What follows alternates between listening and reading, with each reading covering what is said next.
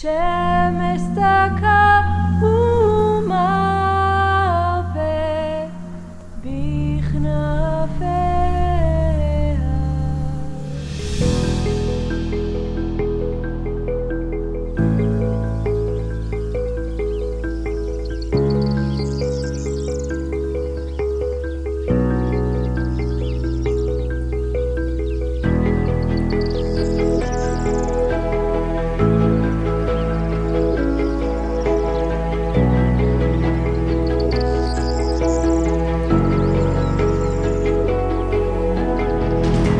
Boas said to her at mealtime, "Come here."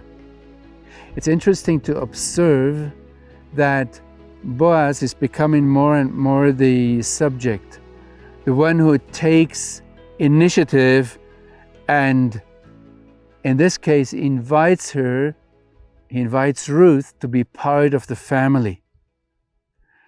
And then it says that he said to her, "Eat of the bread. We'll talk about that in a minute, but I translated, dip your pita into the hummus." Bread is a symbol of effective leadership. And the one who offers bread, who hands out bread, who gives people the opportunity to get bread, he is a good leader, an effective leader. So that's the first thing that is communicated by Boas, inviting Ruth and handing out bread. Eat of the bread, it says there, your pita into the hummus. And if you're living today in Israel, it is one of the most natural things to have a pita and to dip it into the hummus. What was it they were dipping their bread into? To be honest, we don't know. It might have been something like thirst-quenching wine vinegar. People say it was refreshing in the heat because it was a little bit more sour than just normal water. They might have mixed it with some oil to make it refreshing or more nutritious. Wine is associated with alcohol. Maybe it was some sour sauce that was fermented. We don't know. It certainly had to do something with fermentation that it was sour. As I told before, I like the best to see it today as you dip your hand into the pita and you eat your hummus with it. She sat there at the side of the reapers, being part of the fellowship, and he reached her roasted kernels. The word that is used, that he took something and reached it to her, is a word that only here in Scripture appears. We have to look into other Semitic languages or understand from the context what it would mean. It's again open to interpretation, whether he took a little bit and didn't give her enough, or gave her only a little bit, and it might be meaningful afterwards that she still had something to give to Naomi, or it might be more this personal trait that he himself gave it to her, served it to her. Whatever it was, he took her into the fellowship. Now, what did he give to her? It was most probably roasted grains of wheat. And I was told from different people who traveled around the Middle East and North Africa that this is a very popular food still. You might want to try that at home, to take a pan and put some oil in it, put some grain in it. If it's possible that it's fresh, not dried yet, and put some salt over it. You taste it yourself, you try it. Interestingly, it appears in Leviticus 2, where the Torah talks about the first fruits of the grain offering that is brought to the Lord. It says there, if you offer a grain offering of first fruits to the Lord, the fresh fears, roasted with fire, crushed new grain, you shall offer for the grain offering of your first fruit, and you shall put oil on it and lay frankincense on it. It is a grain offering. So again, you already, if you think into the text and you take it into the atmosphere here, and maybe they brought their grain offering right from the field, on the field, made it the first thing, took the sheaves and lightened them with fire, and took then the fresh roasted kernels from it. I don't know. You imagine, you think about it. It says then there, this verse closes with these three Hebrew words, vatochal, vatispa, vatotar. I want you to hear it. It's very quick in comparison to what happened before.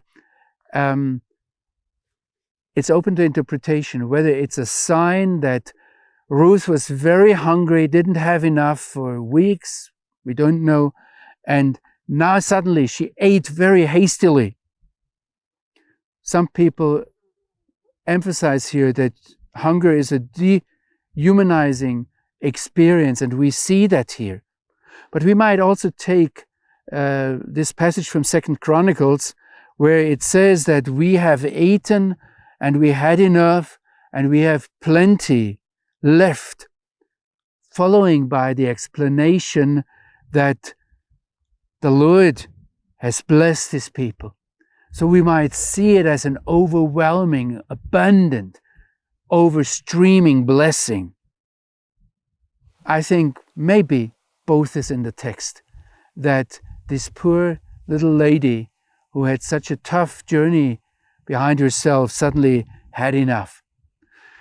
The rabbinic tradition sees the scroll of Ruth as a prophecy, and also here I see the rabbis how they start discussing that these three words, vatochal, vatispa, vatotar, and she ate and she was full and she had leftovers, actually signified different periods in time. And Rabbi Elazar comes and says, oh, she ate, that is in the time of David. And she was sophist, that was in the time of Solomon. And she had leftover, was in the time of Hezekiah.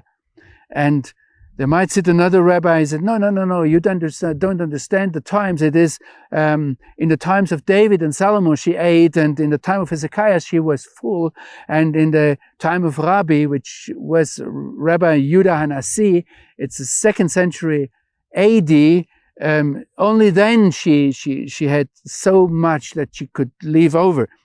And then maybe another rabbi comes in and says, listen guys, you're not seeing this spiritually enough.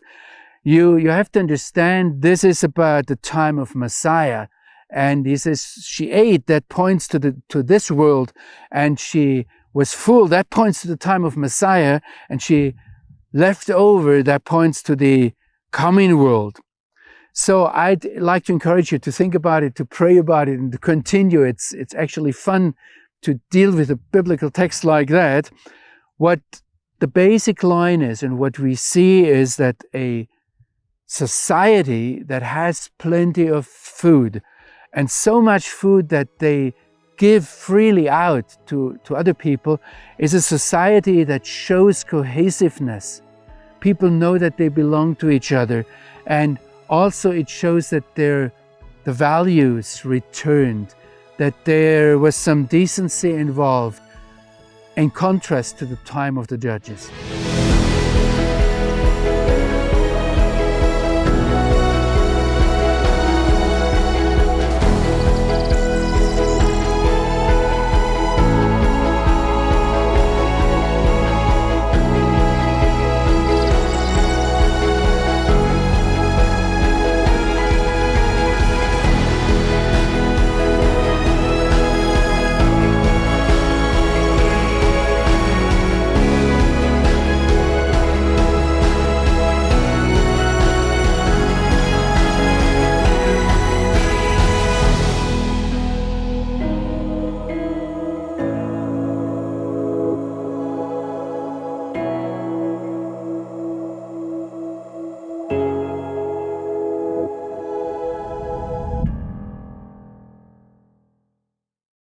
Alpha.